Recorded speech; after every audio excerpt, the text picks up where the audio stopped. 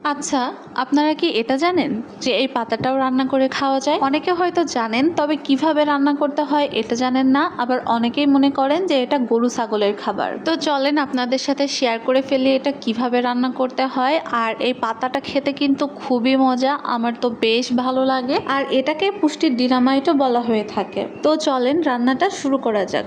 সবার প্রথমে ডালগুলো থেকে পাতাটাকে আলাদা করে নিতে হবে। তারপরে এটাকে খুব ভালো মতো ধুয়ে নিতে হবে যেন এক ফোঁটা ময়লাও না থাকে। আমাদের পশ্চিমাঞ্চলের মানুষের খুবই প্রিয় খাবার এটা। ধোয়া শেষ করে এবার পাতাটাকে ছোট ছোট সাইজ করে কেটে নিতে হবে। যদিও আমি পাতাটা কাটতে পারি না, তবুও চেষ্টা করছি ছোট ছোট সাইজ করে কাটার। আর পাতার সাথে আমি কয়েকটা পেঁয়াজও কেটে নিয়েছিলাম। এবার পেঁয়াজ সহ পাতাটা একটা কড়াইয়ে তুলে দিতে হবে সিদ্ধ করার জন্য।